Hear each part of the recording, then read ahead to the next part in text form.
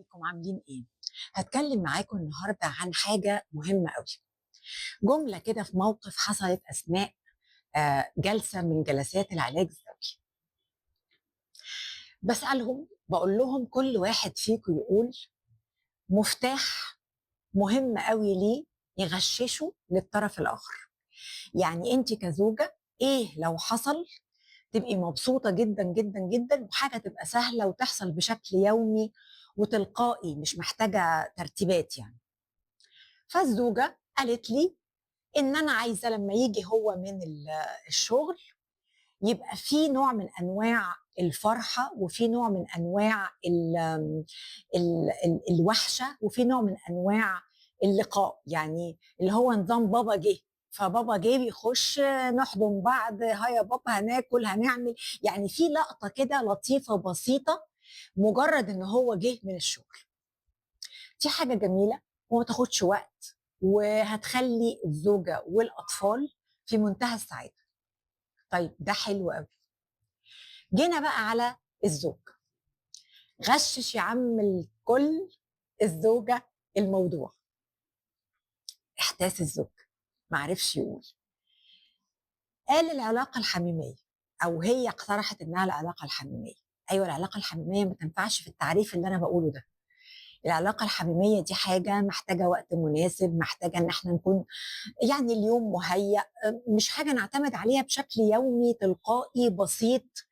حاجة كده تفتحك وتفتح يومك وتفتح نفسك على العلاقة من دون تكليف.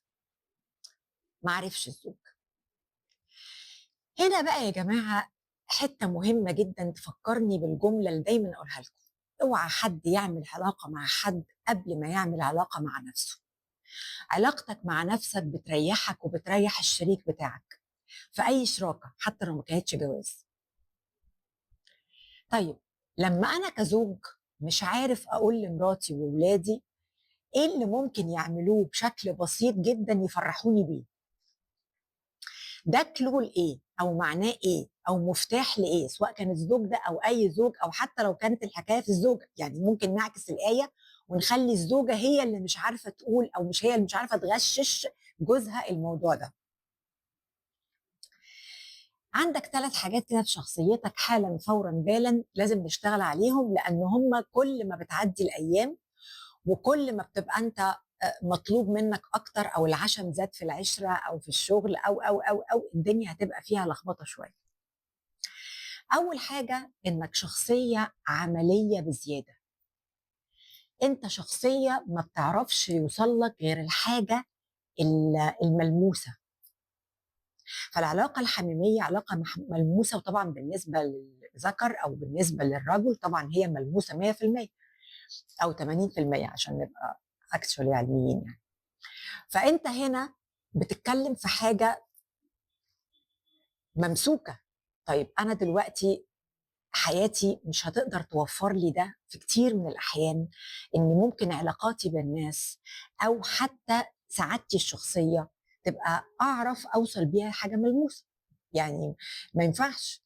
فانا لازم، مش معنى كده ان انا ابقى انسان مش عملي او فوضوي او ولكن احترم اني ارفه عن نفسي، احترم الولا حاجه، احترم افضي دماغي، احط في سماعه الفس، ومش هتحول من النقيض للنقيض، يعني من شخصيه عمليه لشخصيه لا مبالاه. لا مش مطلوب كده.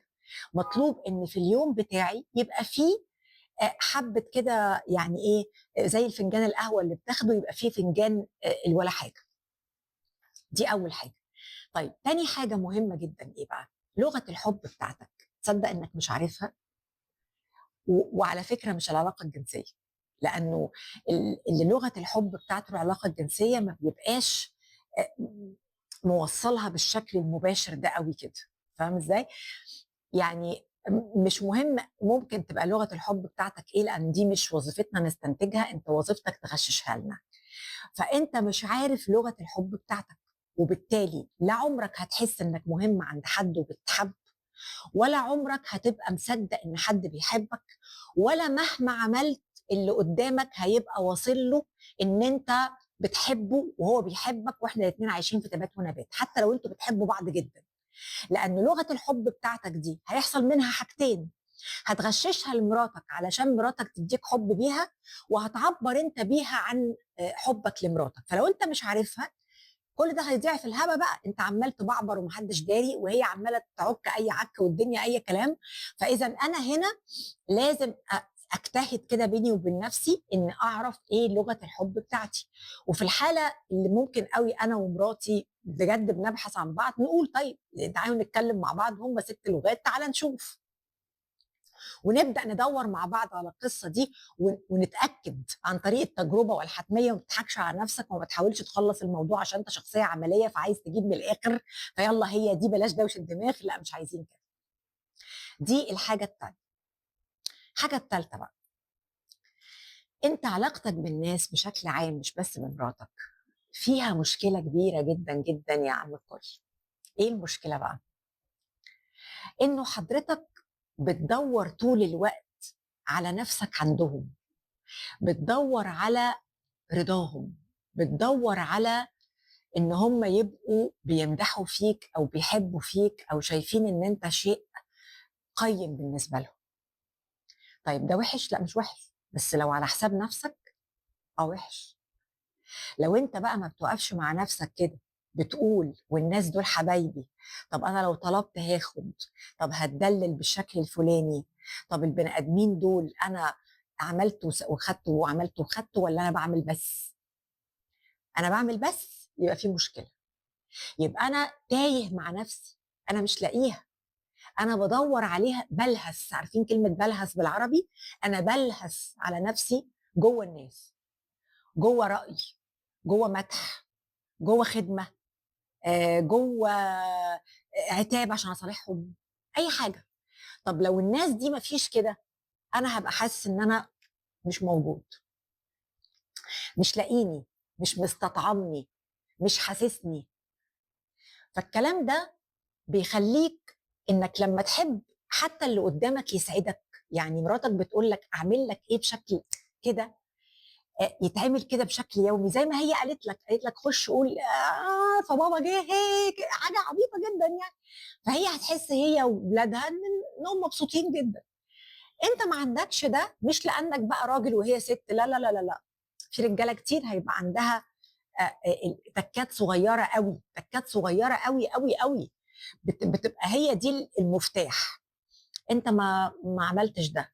ولو هي حتى وعرفت انه ممكن يبقى عصير برتقان بعد ما تصحى من النوم، مش عارفه فنجان قهوه فين، مش عارفه الجورنال يتحط في الحته الفلانيه، اي حاجه بسيطه جدا، بس دي بتعمل العلاقه، بتعمل يومك.